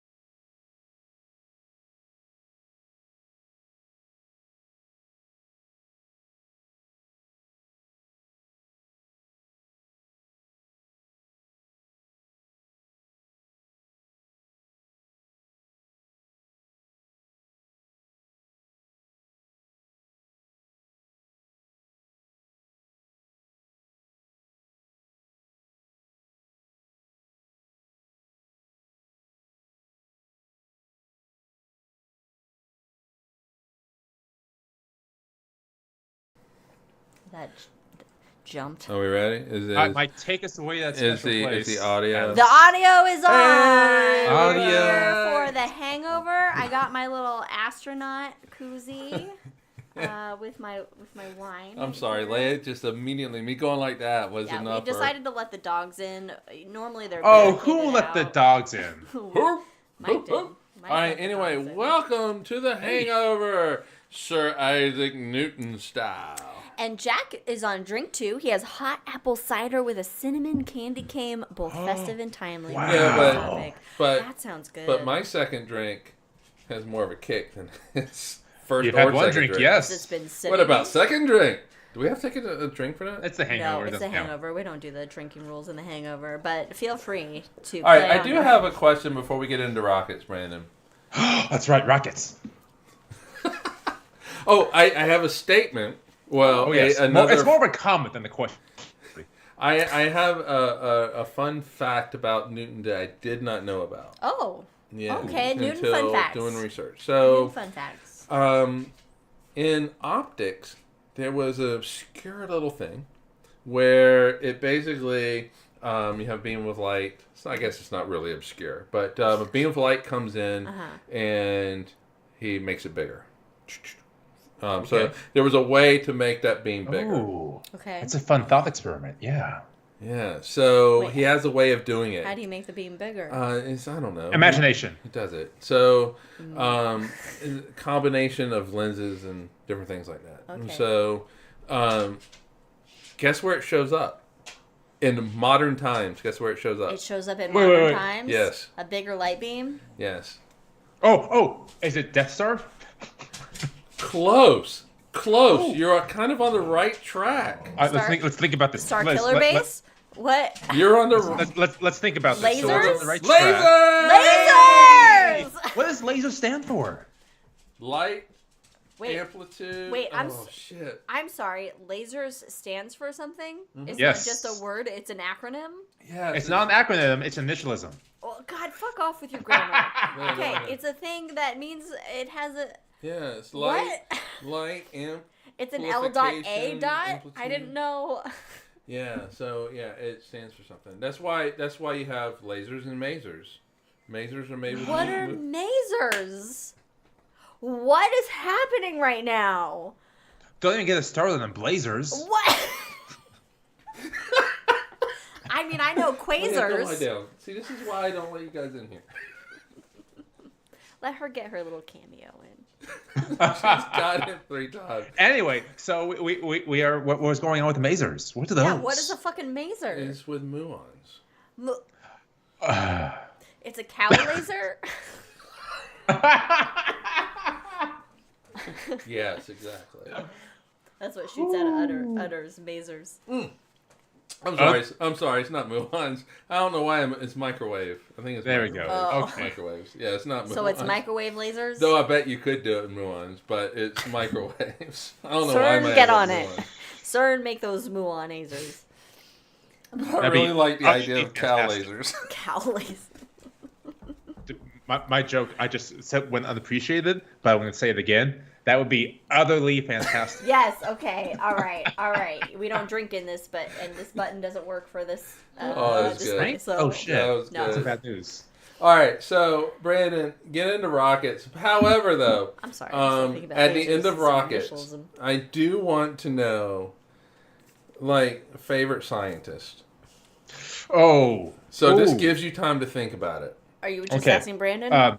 So with Everybody. everybody. This is a Brandon, but unlike Brandon, I don't I will have give the- my answer. I don't have the breadth of damn it, Mike. scientist knowledge. All right, take us away on rockets, All right. Brandon. All right, so with rockets, you had mentioned during the episode that NASA still uses Galileo Newtonian physics to get to the planets, Yes. and that's true. And they also only use, I think it's 5 or maybe 6 digits of pi to get Who within needs all a meter digits of pi? orbits. Yeah, and that's because you don't need the quantum mechanics to understand the physics of gravity of the planets. Speed relativity. Because those are big Yeah. scale things. You don't need quantum for the big. You need quantum for the littles. Yeah, so you really don't need Einstein to figure out the orbits of the planets or how to send Juno to get to Jupiter and to orbit that planet. Yeah, fuck off, Einstein. You don't need Einstein to get to Pluto with New Horizons. All you need is a dude that lived 400 years ago. That's fucking So they still crazy. use Newton's math just to get to the planets Yep. and have a satellite orbits and park around the celestial object. Well, isn't it Mercury that orbits based on Newtonian physics and No, not? Mercury's weird. It's reversed. Okay. I always reverse it. All right, so I always with reverse Mercury, I almost included Mercury. So you look at Yeah, Mercury. that's a big one. Mercury is little close to the sun, so it feels more the sun's gravity, Ah. and so its orbit, where it's not a closed orbit. So its orbit precesses around the sun. Mm-hmm. So if you use Newtonian physics, you get halfway to explaining so why. you need Einstein. So you need physics. Einstein. Okay. So I fuck it up. in No, my head. I always and reverse it. So that was a big thing for. It was a big thing for 300 years. Why Mercury? Why does Newtonian physics not? So we know it's incomplete. Uh-huh. Einstein answers it precisely. Einstein's like, I got this. Hold my beer. And again, this is one of those moments where, for a moment, it was either Einstein and or Einstein's, because Einstein had somebody help him with the math. Let's go back in time and have Einstein and Newton have a tea party. Yes. Well, it happened on the Enterprise. Well, I mean, okay. But anyway, where Einstein knows that his idea is correct. And I mean, like Brandon said in the main episode, there is a moment where all the scientists of note, Where you know you're right and where no one you else know knows you're about right. And how even right you are. and even I'm gonna say the scientists that we don't know, because they all have to do dissertations, so they all have this data that they have to defend, and for a moment they're the only person in the entire world, in the entire history of the world, that knows what they know. I mean, as far as we know, the history of the cosmos. Well, we don't know that because there's other... That's why I said as far as we know. Yeah, but we don't know anything. I mean, think about it. Every scientist, Galileo, looking at Jupiter.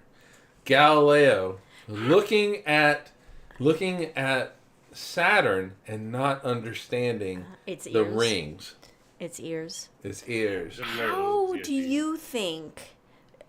Do you think Aristotle would take the news that he was wrong about pretty much everything well? Well, He it ate no depends. Hipparchus, that's for damn sure. It depends. How married are you to the principles of science, where And you when know he presented don't with know- evidence of facts. We don't know his personality, so that's No. my hypothetical question: is how well would he take it? Is he an ego hound where young he guy, wouldn't older take guy, it well? older guy probably not as well.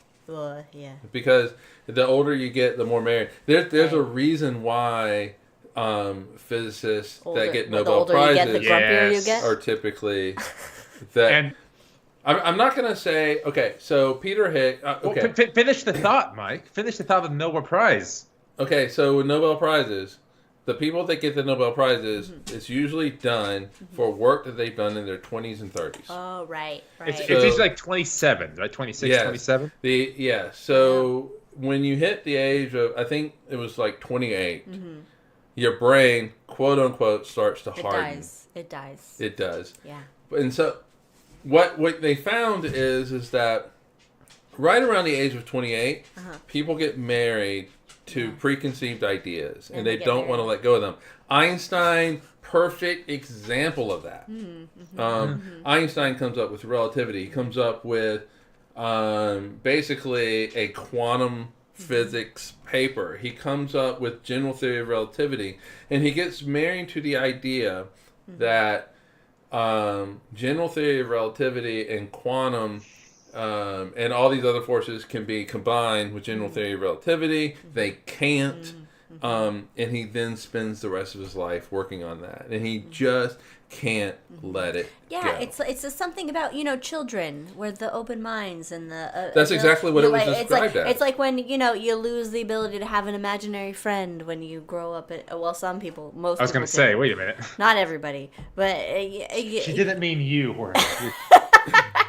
It's like that. Yeah. So you get So you have the ability early on to your brain is malleable. You're able to think outside the box. More. Outside of the box, and then you get stuck in the box. New ideas, but what's as in you the get box? older, It's your idea. And to be fair, that is why older people become more conservative. I'm not going to say Republican, but they become more conservative as they grow older. Kids these days in weird lingo. I think our generation's list will prove that very wrong. I think we will prove it very correctly. I have become, for me personally, more liberal. I've become more liberal too, I think, almost actually. Militant liberal. It's you've gone the opposite side. I've gone the opposite. Opposite spectrum. Thank you, Isaac Newton, for that word. And that's another thing I didn't know that Newton came up with. He didn't. How do you invent words? How do you invent but words? Here's the thing, though. Let me go ask Webster. You split light. TikTok? You split light. You have to come up with, this is what I'm seeing. I know, but to come up with a word like spectrum. And really quick to talk about making up words. Do you know one of the authors? This and that. That's an acupuncture point right there. And I'm sorry, I was looking at Jack's. Go ahead, Brandon. Go ahead. The author of the Oxford Dictionary in the 60s. Do you know who that was? No, of course not. But only you will. J.R.R. Tolkien. Oh! Speaking of Tolkien, so the on Plex, the animated. Oh yes, Hobbit. yes. Were you watching that? No. But I was looking through. But I was going to. But we haven't yet. So because we were doing Oppenheimer and all that kind of stuff. So I was flipping through all the voices. Because it's animated, right? Yes. And they showed a picture of Tolkien as a young guy. Yes, and he commented like, "Oh." I have never seen him as a young man until I saw his picture on Plex. Yeah. Dapper gentleman. Yes, and so it's always been of him as that distinguished gentleman. Yes. With the older in life. Hootenanny. Hey guys, can you guys go play elsewhere? Anyway, and so. Yeah, it was like, okay, all right, that's what Tolkien looked like. Yeah. Yeah. It was fun. All right, so my question is, favorite scientist? I'll even let you have three because I have three. I've been thinking about this for the last 10 minutes. Okay, I've thought about it briefly, and I would like to say just what comes to my head, what came to my head initially. I'm gonna go with what came to my head initially, and what came to my head initially is Marie Curie. Oh, that's solid. A good one. And that is because. That as a woman, she dedicated her life to studying things that ended up killing her. Oh, yeah, that's dedication right there. That because she didn't know they would end up killing her because we didn't know about radiation and all that shit. And so that is what came to my head and just seeing pictures of Marie Curie, and I'm like, I identify with you. Yeah, like just not your brain because I don't have that, but just like, yeah, you're a hardworking woman who, ended up dying for her work. Have you guys ever read The Sea Around Us by Rachel Carson? No. Really? So she is like one of the original oceanographers there. And just her science and contributions to oceanography is phenomenal. And plus, she was a fantastic public communicator. So if you have the chance, I strongly recommend reading The Sea Around Us. Okay. Sea Around Us. Okay. Send it to us in text so I can get on. And remember. Also, I think of obviously the famous Hedy Lamarr, because it is the typical, beautiful, beautiful woman who happens to be a Hollywood actress, but is actually doing science on the side and gave us Wi-Fi to this day. Yeah, and is unknown for that ability, for that. I can see that connection. Smarts.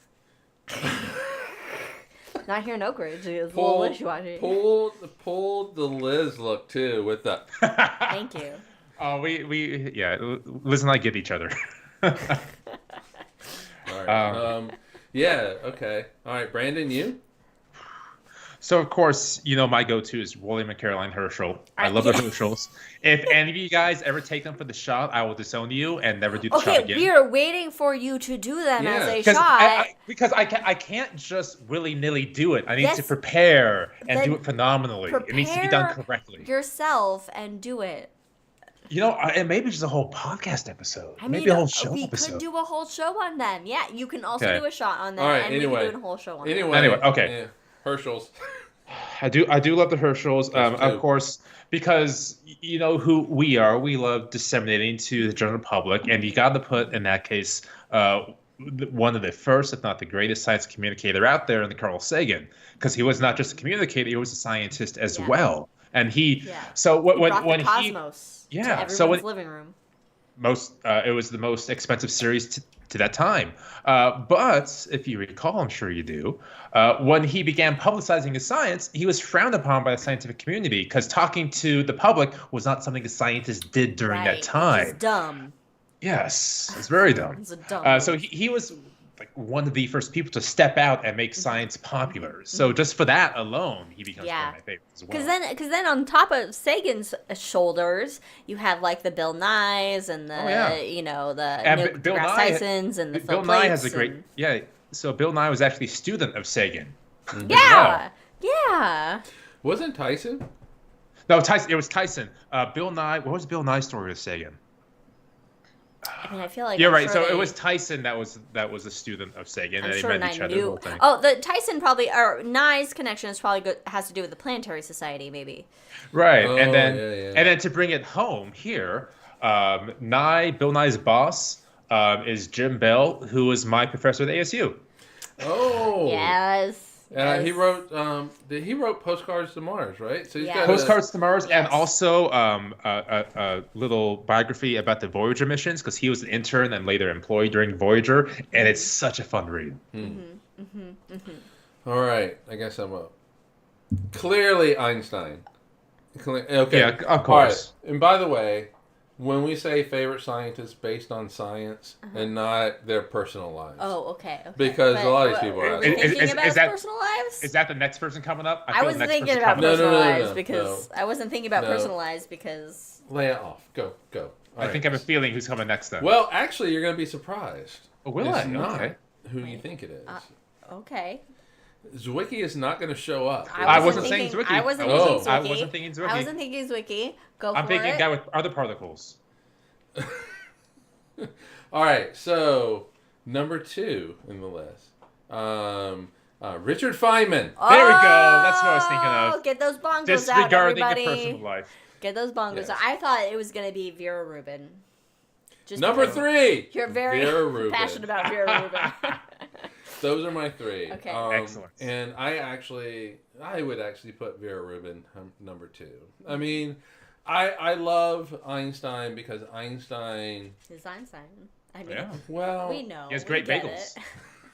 I mean, just took everything and turned it on its head. Yeah. I mean, you could also say the same Max Planck and Niels Bohr and Schrödinger and all of these people. I mean, I love cats. So you don't like Schrödinger? I mean, Feynman was just he was basically a bohemian. Yeah, he liked the bongos. He liked the bongos. He would tell you all up and down about going to strip clubs and all this kind of stuff. Yeah. But we're not talking about personal lives because with the Challenger disaster, with the O-rings, he was part of the commission with it, and this was at a fucking news conference. He called them out. He called them out. So there's this whole debate about the O-ring and all this kind of stuff. And while this is all going on, he took a little piece of the O-ring that he had, put it in ice water. During the conference. So this is better than the fucking bullshit snowball thing that the guy brought to conference that one time about climate change. The Oklahoma representative and all that? Yeah. And so they just keep talking. all right, he measured it prior to putting in ice because the debate was it'll shrink, it won't shrink, blah blah blah blah blah. And so he threw it in his ice water. He pulled it out after a while, measured it smaller, and just hands down. And went, hey, it motherfuckers, shrinks. this is science. It shrinks. Here's the data right in front of your eyes. That's pretty. That's a baller move to do on a press conference. But I gotta say. Vera Rubin, and I know that I have said that she deserved the Nobel Prize. She did, but she was so humble about not getting it. Because women have to be.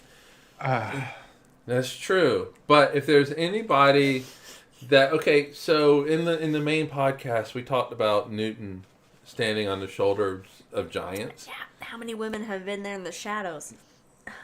Yeah, holding that up the we giant. Don't know about because... holding up the giants.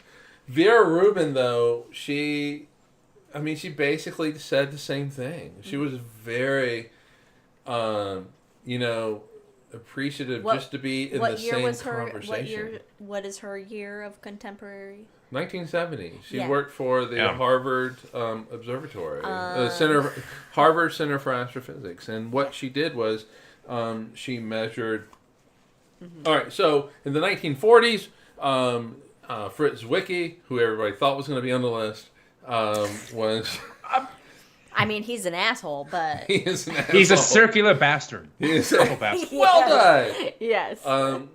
He basically said that there's this thing called dark matter. Vera Rubin proved it. Yeah. Hell yeah. And it's called a vagina. Wait. Yeah. So it's dark a mystery. matter. You don't know how they work. Makes up 75% of the universe. We don't understand how it works. True. Hashtag true. Yeah, but she proved it.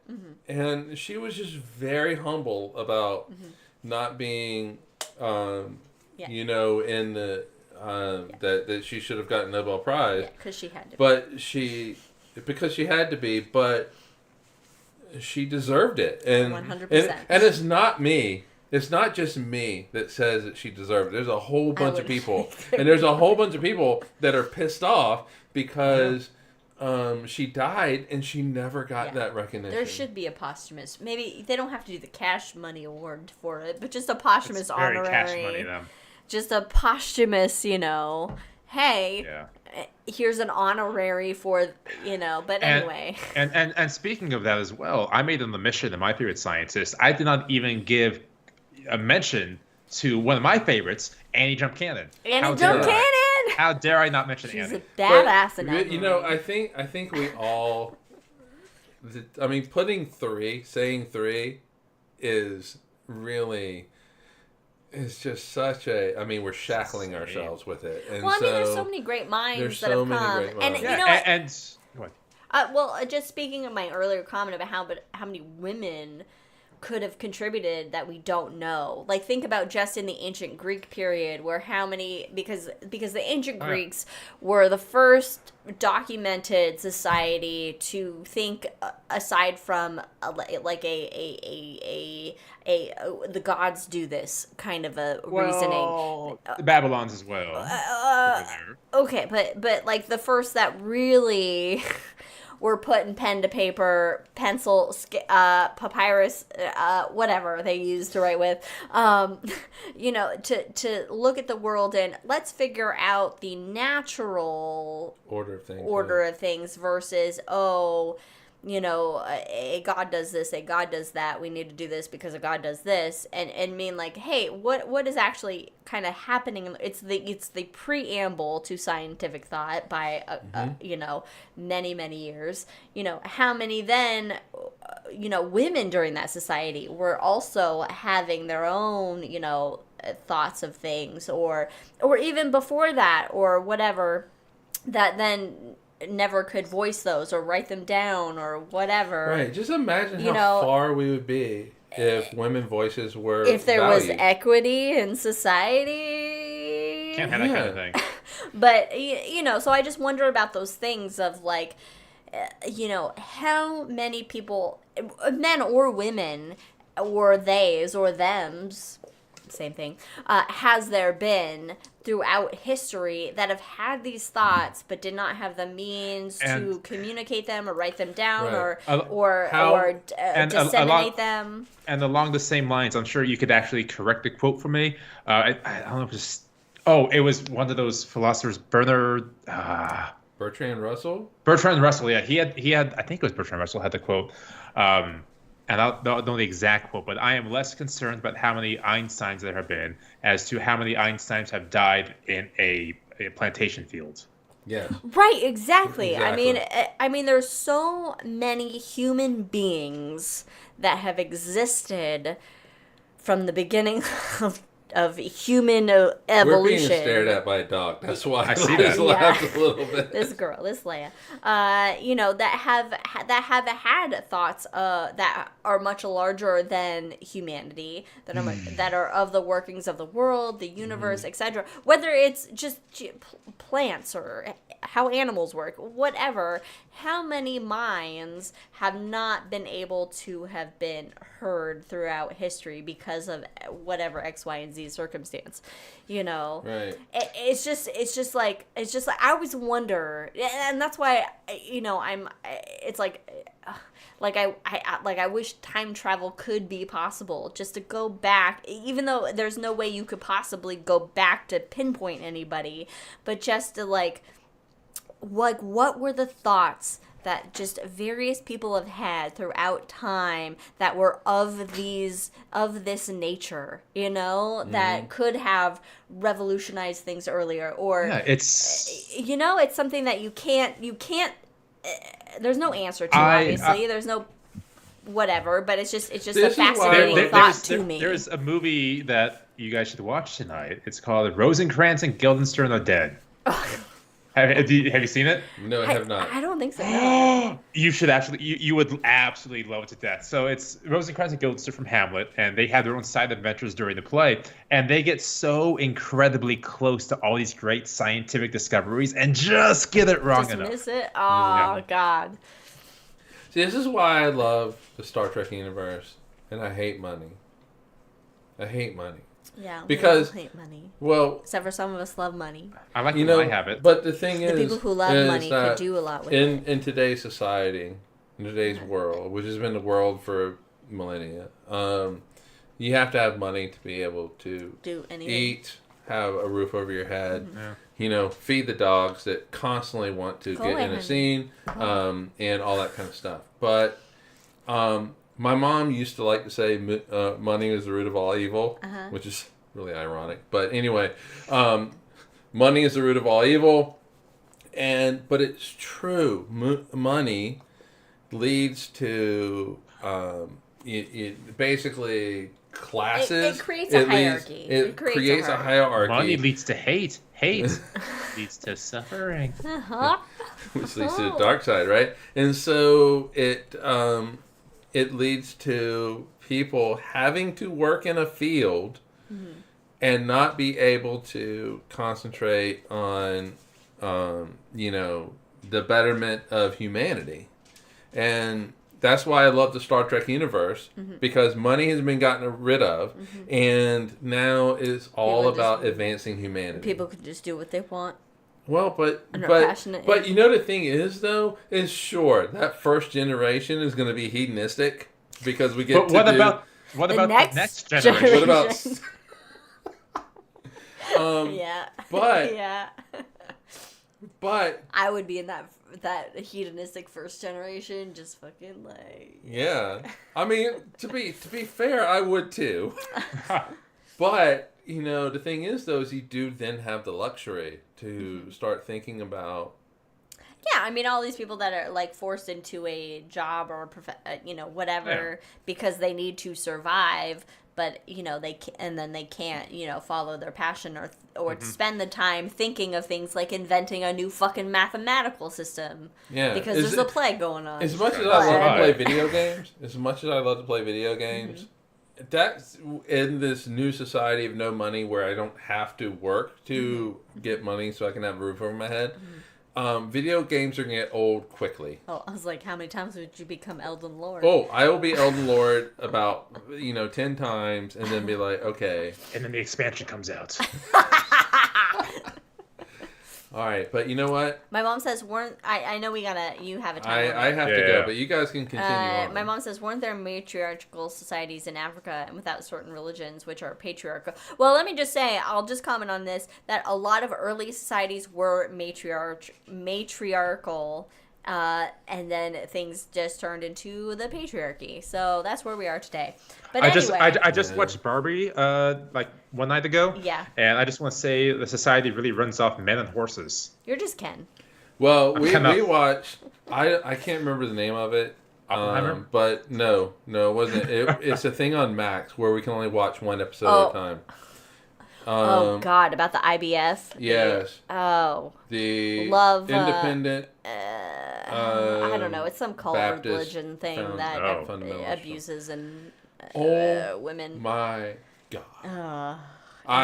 We can only do one at a time. Yeah, because it's just too hard to watch more than one. But anyway, I have to go. Yes. We gotta cut this hangover because Mike has a phone date with his daughter, and I gotta pee. And I got ribs in the crock pot and the oven. Oh, it's so good. Oh, tonight's good eating. Tonight is Thanks for joining us, eating. guys. Yes. Again, we will not be here in 2 weeks. On the 17th. On the 17th. But join us on the 31st where we're going to talk about...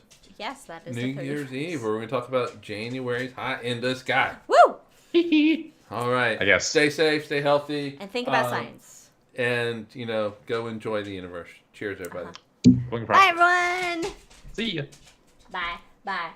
I'm ending the stream. This is the ending the stream song. We're ending the stream. And it's ended. Have a good phone call, Mike. All right, I'll see you guys. Thanks.